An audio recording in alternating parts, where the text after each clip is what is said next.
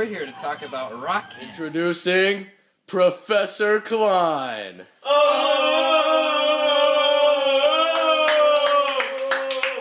That one down. You don't have to be a genius to make rock candy. Alright, Professor Klein, I'm getting so many requests. How do we make rock candy? Well, the process is really quite simple, Mr. Anderson. All you need is a cup of water, 3 cups of sugar, a few drops of food coloring, and a teaspoon of flavoring.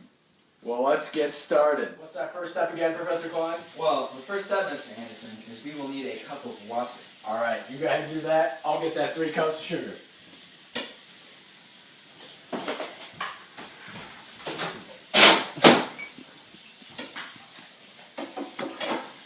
Alright, Professor, we've got our sugar and water.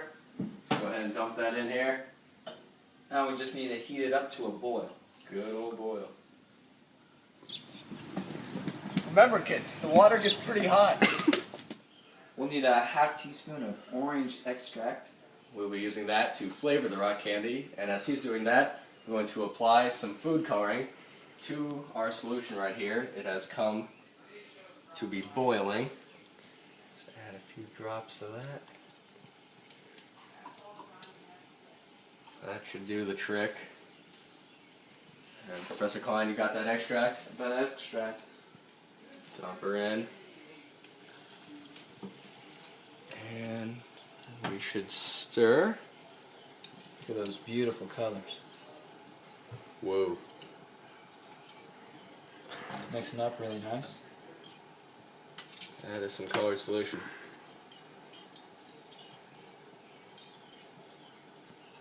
Alright.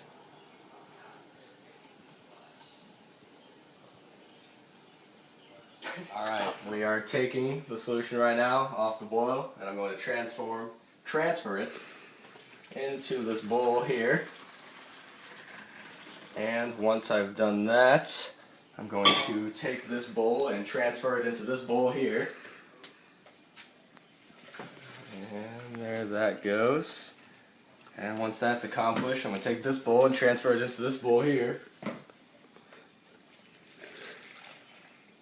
And now that that's done, we are ready to put this in our mason jars and begin.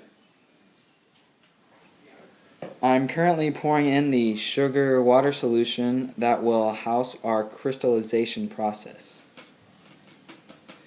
Bang bang. Next, I will take a contraption made up of a popsicle stick through a straw, and I will place it into the sugar water solution.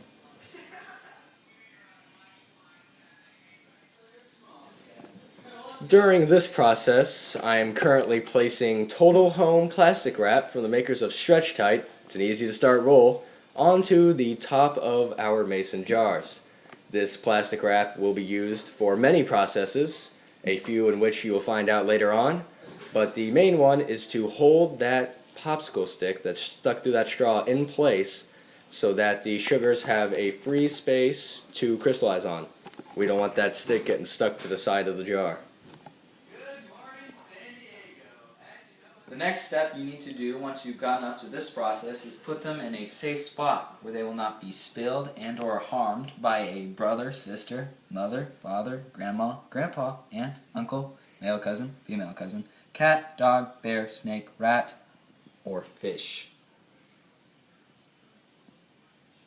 That spot should do the trick.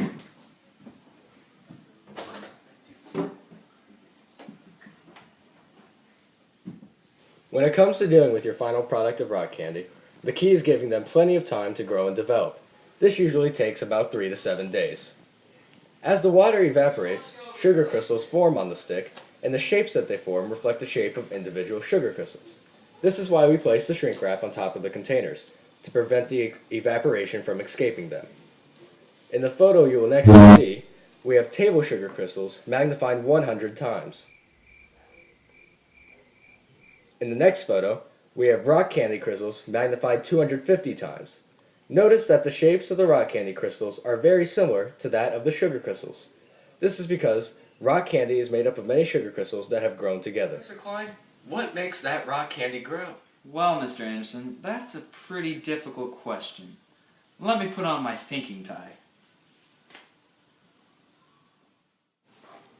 Well, there are two different methods which will contribute to the growth of the crystals on the stick. We have created a supersaturated solution by first heating a saturated sugar solution, which is a solution in which no more sugar can dissolve at a particular temperature, and then allowed it to cool. A supersaturated solution is unstable and it contains more solute, in this case sugar, than can stay in a liquid form, so the sugar will come out of solution, forming what's called a precipitate. This method is called precipitation. The other is evaporation. As time passes, the water will evaporate slowly from the solution.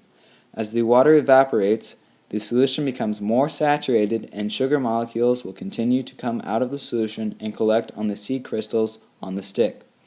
The rock candy crystals grow molecule by molecule.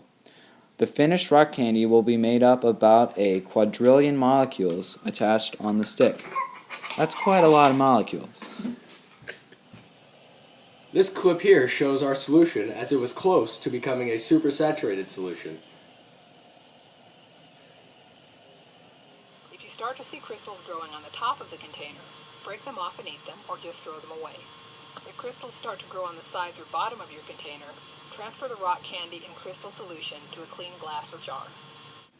Well, Mr. Anderson, I know I'm the expert, but can you please tell me what a crystal is? Hold up a second, Professor Klein. Chilling out with my HGH buds, testing out the new product. I think it works. Well, Professor Klein, a crystal is a body that is formed by the solidification of a chemical element and has a regular repeating sequence of atoms.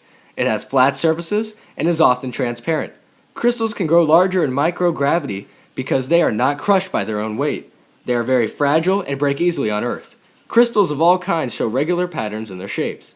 A small version of a crystal has the same shape as a large crystal of the same substance. Until they run out of space or materials to continue growing, crystals keep a constant shape. I know what you're thinking. Rock candy is pretty simple, right? But it actually has context to a much wider range of science. Expert Zhang from the Beijing Laboratory of Electron Microscopy, Institute of Physics and Chinese Academy of Sciences, says it best. Crystal growth involves a variety of research fields ranging from surface physics, crystallography, and material sciences to condenser matter physics. So it has been studied extensively for more than 100 years.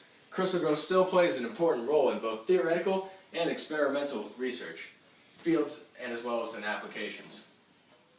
As the development of scientific instruments and analytical methods such as X-rays, electron microscopy, NMR, and scanning tunneling microscopy continues, research on crystal growth and structure characterization has entered an atomic level, which makes it possible for further understanding of the physical, chemical, and other properties of the structure nature of various crystals.